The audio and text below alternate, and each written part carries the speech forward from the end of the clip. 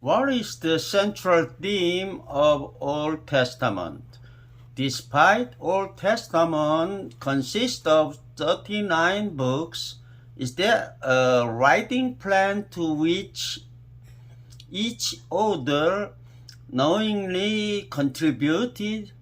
Failure to find such a center would not imply lack of coherence or even lack of unity, but if such a center exists, it would certainly help to establish the Bible as a single book rather than a collection of books. It is essential, however, that such a theme be given inductively by the text itself rather than being forced on the text.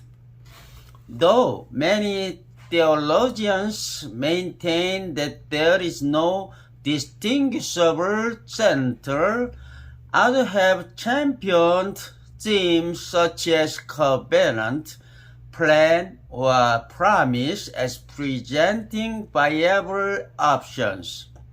While all these should be considered central motives, it remains difficult to substantiate that any of them was consciously addressed by each and every author of the Old Testament.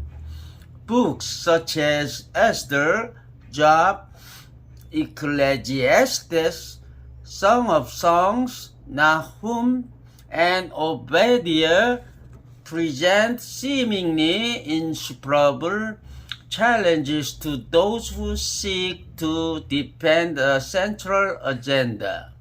Until more success is achieved in discovering a center that is inductively derived from a careful exegesis of the text, it is preferable to be content with the coherent integration that can be found by identifying the major motives that recur with some frequency, even though some books may not address them. Having said this, we consider it appropriate to discuss the issue of the Christ or Messiah as the center. One cannot ignore the perspective of Jesus himself, who insisted that many of Old Testament authors were writing of him, like Luke chapter 24 verses 77 and Luke chapter 24 verses 44 and John chapter 5 verses 39 and John chapter 5 verses 46 and John chapter 12 verse 41. Let me read the scripture. And beginning with Moses and all the prophets, he explained to them what was said in all the scriptures concerning himself. Luke chapter 24 verse 27. He said to them, "This is what I told you while I was still with you. Everything must be fulfilled that is written about me in the law of Moses, the prophets, and the Psalms." It is written in Luke chapter 24 verses 44. You study the scripture diligently because you think that in them you have eternal life. These are the very scriptures that testify about me. It is written in John chapter 5 verse 39. If you believed Moses, you would believe me, for he wrote about me. John chapter 5 verse 46. Isaiah said this because he saw Jesus' glory and spoke about him. It is written John chapter 12 and verses 41.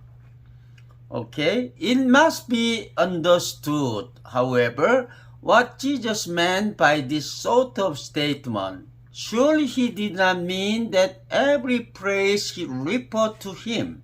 Yet, in the statement made in those contexts seem to have in mind more than the obvious messianic purposes.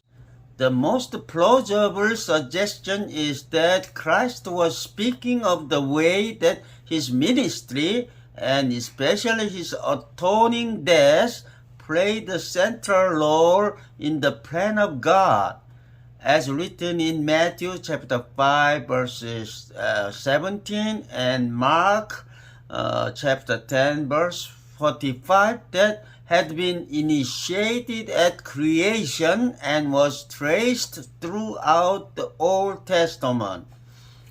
Do not think that I have come to abolish the law or the prophet.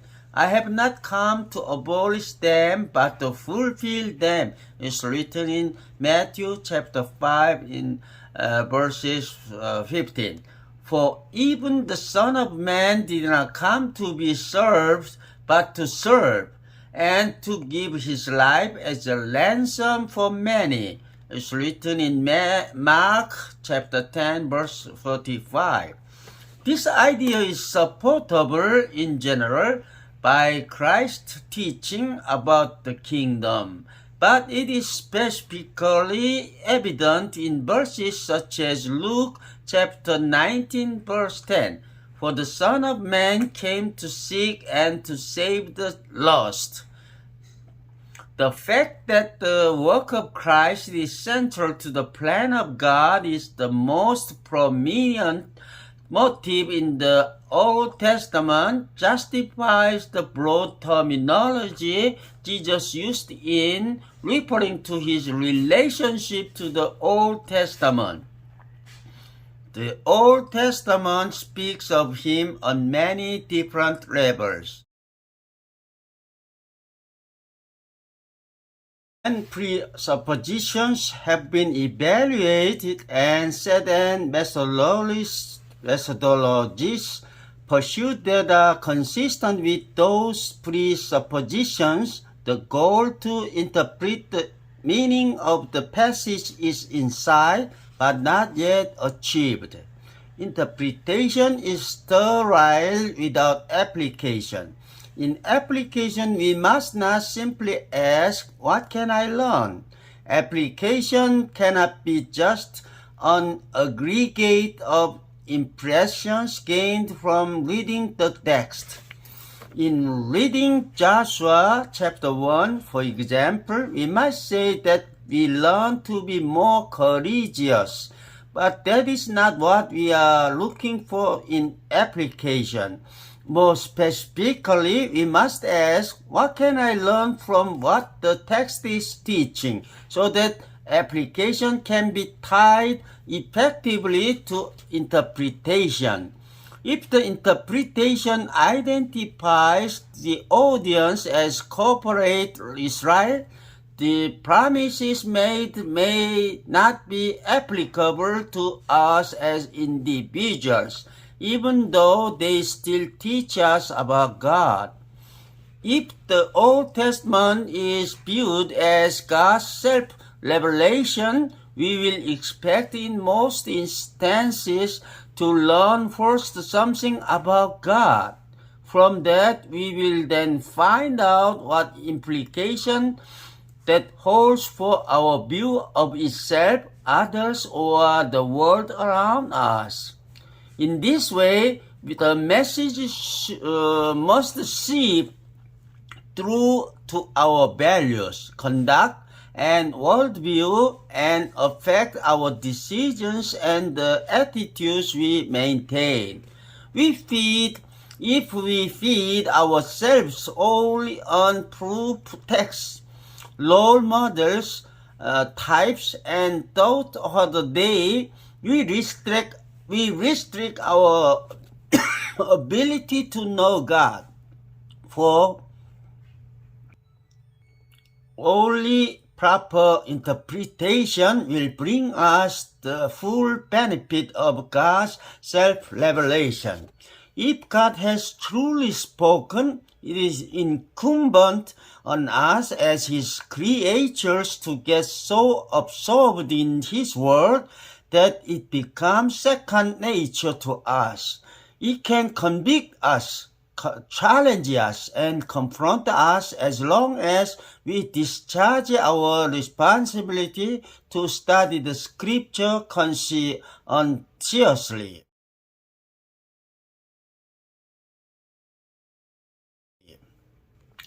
The Old Testament leaves us with hope.